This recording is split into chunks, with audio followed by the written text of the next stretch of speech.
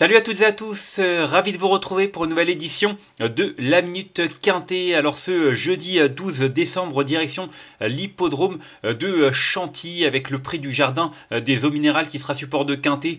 Ce sera la 5e épreuve du programme prévue à 13h55, c'est un handicap pour Steyer, des chevaux âgés de 3 ans et plus qui seront en lice sur le parcours de 3200 mètres. Ils sont 16 au départ. On a vraiment un lot qui est assez ouvert. Je ne sais pas s'il va y avoir des surprises comme dans le Quintet Plus de ce mardi. On a vu vraiment pas mal d'outsiders se mettre en évidence. Mais en tout cas, faudra pas hésiter à élargir les combinaisons parce qu'à mon avis, ce Quintet Plus est loin d'être si facile que cela.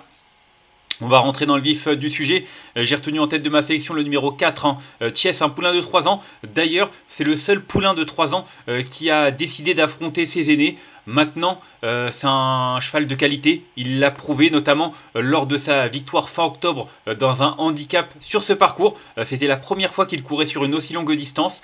Et franchement, il s'est imposé avec beaucoup de marge. D'ailleurs, il a été pénalisé en conséquence. Il était en valeur 35. Il est passé en 38,5 si je ne me trompe pas. En tout cas, un concurrent qui a clairement encore de la marge. Il l'a montré. Il est bien mieux sur des longues distances. Voilà, il est associé à Christophe Soumillon. Franchement, il a repris de la fraîcheur. Il est bien placé dans les salles de départ, même si, à mon avis, sur ce parcours, ça fait pas forcément une grosse différence. En tout cas, il va pas en rester là. Et pour moi, c'est une toute première chance. Ensuite, j'ai retenu en deuxième position le numéro 16, Russian Twist. Un Russian Twist qui s'est montré assez régulier ces dernières semaines. C'est un concurrent, il faut s'en souvenir, il avait terminé deuxième de ce quintet en valeur 35. Là, il est pris en valeur 33. Il est en pleine possession de ses moyens. Il adore cette surface. Il a de la tenue. Pour moi, il coche toutes les cases. Il a un bon numéro dans les salles de départ. En bas de tableau, c'est vraiment, à mon sens, un point d'appui très très solide. Ensuite, en troisième position, j'ai retenu le numéro 13. Il s'agit de Classique Précieux, premier atout de Mireille Devaux, qui a deux concurrents dans cette compétition. Classique Précieux, c'est un poulain de 4 ans qui lui aussi n'a pas atteint ses limites. Il a couru seulement une dizaine de fois, il compte 3 victoires. Il vient d'ailleurs de s'imposer, c'était 28 octobre, lui aussi il s'est imposé dans un handicap sur ce parcours. Mais bon, Thiès, c'était, je crois, face aux seuls 3 ans si je ne me trompe pas. Laissez-moi voir ça parce que je préfère vous confirmer avant de dire des bêtises. En tout cas, ouais, voilà, c'était ça, que face aux 3 ans. Et le cheval de Mireille Devaux, le numéro 13 Classique Précieux, s'est imposé dans une épreuve face à des chevaux un peu plus expérimentés. Toujours est-il qu'il a été certes pénalisé suite à cette victoire, mais lui aussi a de la tenue. Ses limites sont inconnues. Il est bien placé dans la salle de départ. Il s'entend bien avec Tony Picon, qui l'a d'ailleurs mené à la victoire avec 61,5 kg la dernière fois. Donc voilà, là, avec 55 kg, même si le lot est plus relevé, je trouve qu'il a vraiment une belle carte à jouer et pour moi il est en mesure de confirmer cette belle victoire. Ensuite j'ai retenu en quatrième position le numéro 9, Illumine Précieuse, le deuxième atout de Mireille Devaux. Alors peut-être qu'Illumine Précieuse a plus de marge pour remporter un quintet. Maintenant, la surface pose problème. C'est vrai qu'elle reste sur deux accessites d'honneur dans des quintets, prouvant qu'elle était capable de remporter un gros handicap. Mais voilà, elle a couru une seule fois sur une piste en sable pour une 11e place. C'était cet été du côté de Deauville. Donc voilà, c'est le seul petit bémol. Si elle s'adapte à cette surface, peut-être que c'était un jour sans, peut-être que la distance était un peu trop courte à Deauville. En tout cas, elle a de la tenue, elle a des capacités. Et pour moi, si ça se passe bien et qu'elle apprécie ce tracé, elle est capable de lutter même pour la victoire. Mais voilà, le petit doute de la piste en sable, ça m'a vraiment un petit peu refroidi et je l'ai retenu seulement en 4e position. Ensuite, en 5e position, j'ai retenu l'Ascapani, tenant du titre de cette compétition. C'est un cheval qui a eu droit à un petit break après une 4e place dans un quintet cet été du côté de Vichy. Il a fait une rentrée très honorable, 5e fin novembre sur 2500 mètres la PSF de Deauville. Alors bien entendu, sa valeur lui laisse beaucoup moins de marge. Il a quand même remporté 2 quintets, que ce soit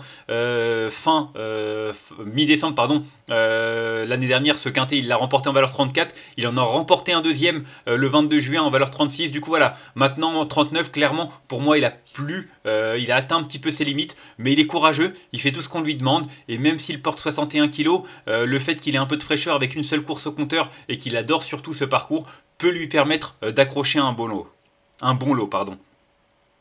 Ensuite, en 6e position, j'ai retenu le numéro 7, Alerio. Alors, Alerio, c'est un cheval qui est très régulier. Il alterne les handicaps, les réclamer avec une certaine réussite. D'ailleurs, il reste sur une troisième place dans un handicap disputé il n'y a même pas une semaine. Hein. C'était le 7 décembre dernier, il court de manière rapprochée, mais il n'arrête pas de courir de manière rapprochée. Visiblement, ça lui convient parfaitement. Et j'ai beaucoup aimé sa troisième place parce que le lot était quand même bien composé hein, avec Pantaour, Orion Rock, Nacido également. Il a battu Nacido avec 6,5 kg en plus. Nacido qui a fait l'arrivée de Quintet en valeur 41, alors que Alerio, il est seulement pris en valeur 34. Donc clairement, un cheval qui a vraiment une belle carte à jouer à ce poids. En tout cas, je trouve que c'est un outsider très séduisant, d'autant qu'il est bien placé dans les salles de départ. Ensuite, j'ai retenu en 7ème position le numéro 2, Shelby. Alors Shelby, il avait remporté la deuxième épreuve de ce quintet l'année dernière. C'était donc oui le 14 décembre, mais il s'imposait en 34,5. Alors sa valeur a été revue à la hausse. Désormais, il a sans doute un peu moins de marge, mais il a quand même terminé deuxième d'un quintet au printemps en valeur 37 du côté de Fontainebleau. Donc voilà, sa dernière sortie à Madrid, faut vraiment pas le condamner. Le lot était sans doute un peu plus relevé. Et puis j'aime bien les chevaux comme ça qui nous reviennent d'Espagne et qui derrière réalisent parfois des survaleurs, et je pense vraiment que celui-là en est capable. C'est pour ça que je l'ai retenu en 7ème position. Ça peut être vraiment une surprise très amusante. Et enfin en 8ème position, j'ai retenu le numéro 12, Turania. Turania, un bon serviteur, hein, déjà âgé de 9 ans. Lui avait terminé deuxième derrière Shelby l'année dernière dans la deuxième épreuve de ce handicap. Donc voilà, un cheval qui a montré qu'il était capable de bien faire, même avec beaucoup plus de poids. D'ailleurs, 26 mars, il avait terminé deuxième d'un quintet en valeur 35,5 du côté de Saint-Cloud. Alors oui, c'est pas la même chose, c'était un terrain lourd, là c'est la PSF, mais je vous l'ai dit, il a des références PSF, et je pense qu'à ce poids, on est obligé de s'en méfier, tout du moins pour une place. Et enfin, en cas de non partant, j'ai retenu le numéro 14, Rosetta Stone.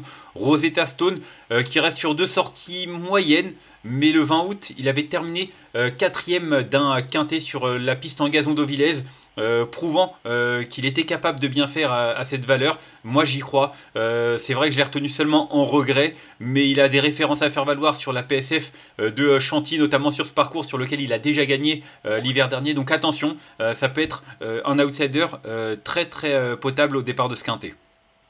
On va faire un petit récapitulatif de ma sélection avec le 4 que j'ai retenu devant le 16, le 13, le 9, l'As, le 7, le 2 et le 12. Et en cas de non partant, le numéro 14.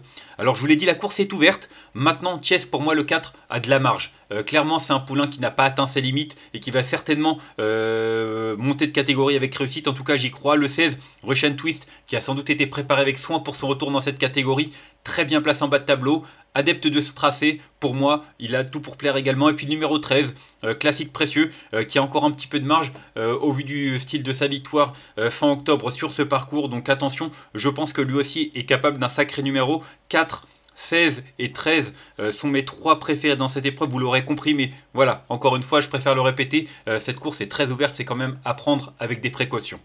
On va se quitter là-dessus. Moi, je vous remercie de m'avoir suivi pour cette nouvelle édition de la Minute Quintet. Si vous avez aimé cette vidéo, n'hésitez pas à la liker, à la partager ou encore à vous abonner à notre chaîne YouTube en cochant la petite cloche pour être au courant des prochaines vidéos. On se retrouvera vendredi. Normalement, ce sera du côté de Vincennes, bien entendu, avec une réunion en semi-nocturne. Et le Quintet ne change pas, il est toujours à 20h15. On en reparlera d'ici là demain. Je vous souhaite en attendant une excellente journée et de bons jeux à tous. Bye bye.